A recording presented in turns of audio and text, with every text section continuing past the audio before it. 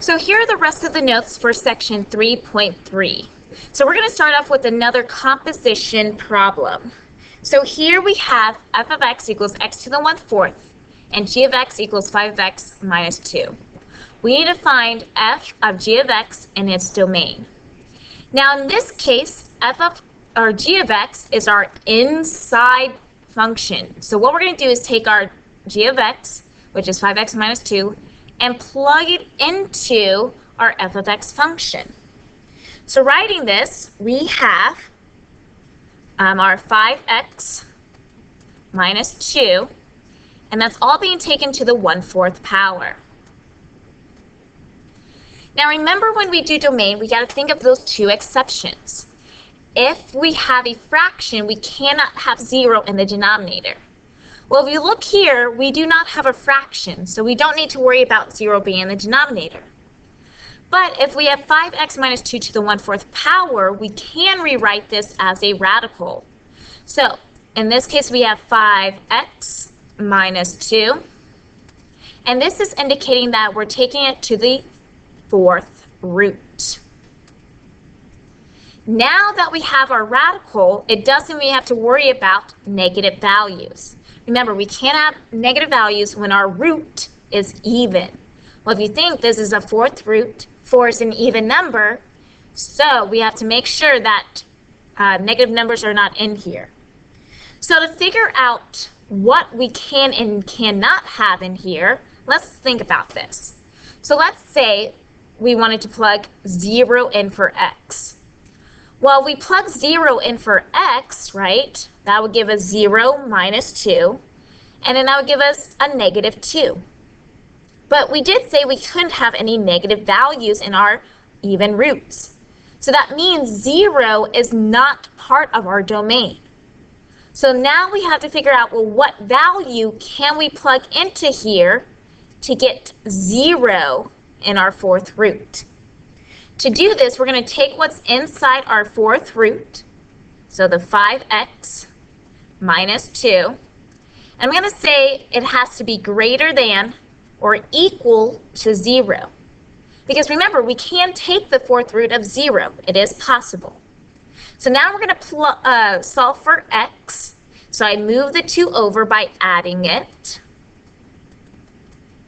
So I have 5x greater than or equal to 2. And then I'm going to divide both sides by 5. So I have x, which is greater than or equal to 2/5. Now what this means is, if we plug 2/5 in for x and we evaluate this, we should get 0. Well, let's see if that happens. So if we have 5 and then we have 2/5,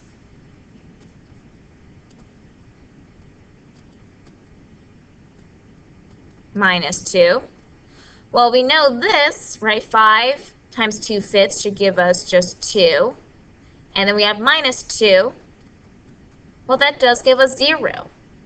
So that means that 2/5 will work and will be part of our domain. So writing this, since 2/5 gives us 0 in our radical, and we can take the 4th root of a 0, we're going to use brackets since it's included.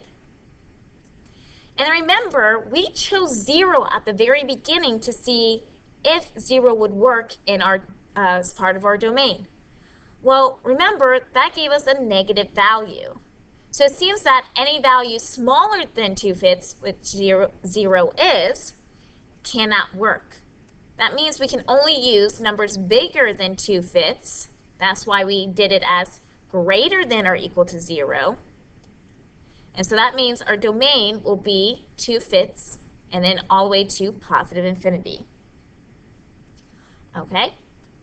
Now our last example, we're going to see to evaluate. So we have let f of x equals 2x minus 7, and then g of x equals x squared plus 4.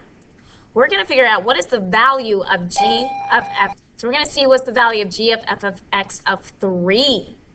So what this means is we're actually going to take the value of 3 and plug it into our f of x function.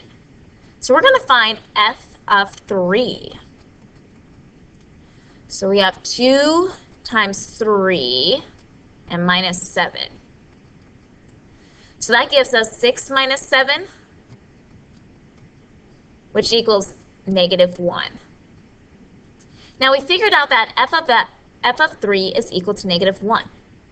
So now what we're going to do is take this -1 and replace it of where f of 3 is. So that means we're going to take g of -1. And then from here, we're going to plug -1 into our g of x function. So we have -1 squared plus 4. So that gives us 1 plus 4. And then our final answer is going to be 5.